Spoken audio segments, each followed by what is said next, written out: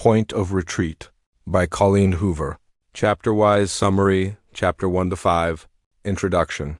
Before we dive into Point of Retreat by Colleen Hoover, pause for a second. What if the person you love the most, is also the one who can hurt you the deepest? What if moving forward doesn't mean healing but reopening wounds you thought were buried? This isn't just a love story. It's about trust being tested, secrets resurfacing, and two people trying to hold on to something fragile when everything is pushing them apart.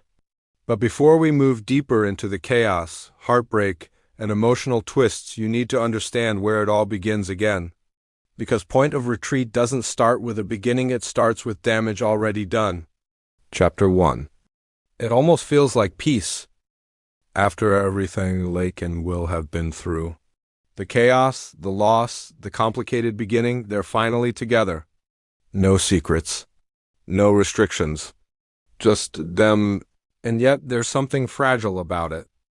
Lake feels it in the quiet moments, in the way happiness almost feels too good to be true.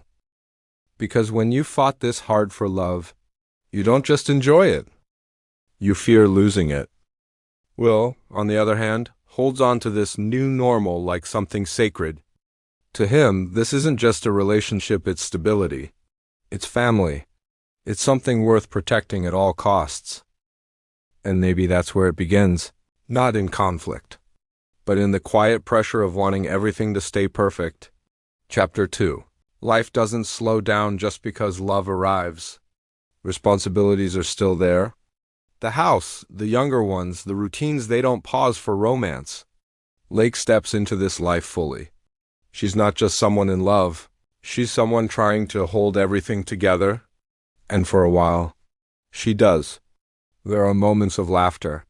Moments where everything feels warm, almost effortless. But underneath that, a silent question lingers.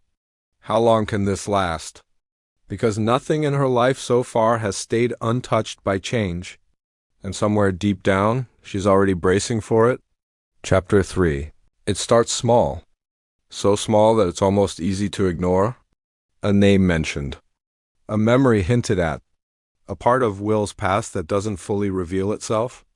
Lake notices, but she doesn't react. Not yet. Because love teaches you to trust, but fear teaches you to observe. And suddenly she's paying attention in a different way. Not to what Will says, but to what he doesn't say. Meanwhile, Will doesn't think much of it. To him, the past is exactly that, over. But what he doesn't realize is this. The past only stays in the past, when both people know it fully. And right now, Lake doesn't. Chapter 4. The silence begins to grow. Not loud. Not obvious. But present. Lake starts filling in the gaps, herself creating answers where none are given. And those answers? They're not kind. Because the mind, when left alone with doubt, doesn't search for truth. It searches for the worst-case scenario. She wants to ask. She wants to clear it all up. But something stops her. Maybe fear of hearing something she doesn't want to know. Or worse, confirming something she already suspects. Will, still unaware of the storm forming inside her, carries on like everything is okay. And that's the problem. Because to him, nothing has changed. But to Lake, everything has. Chapter 5. And then something shifts. A moment. An interaction. Something small but sharp enough to leave a mark. Lake feels it instantly. That uncomfortable twist in her chest.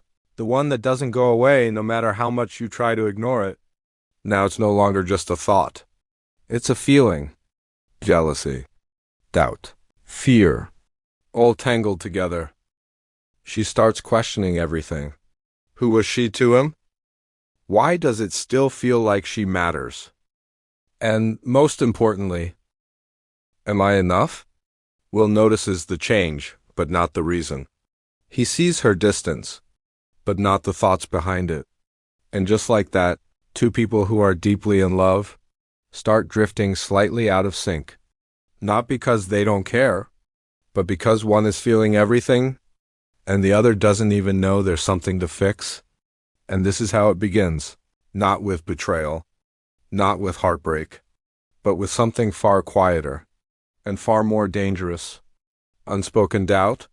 Because once it enters a relationship like this, it doesn't ask for permission to stay. And this is just the beginning. The real storm is still ahead. Watch part 2, link in the description. Thank you for watching.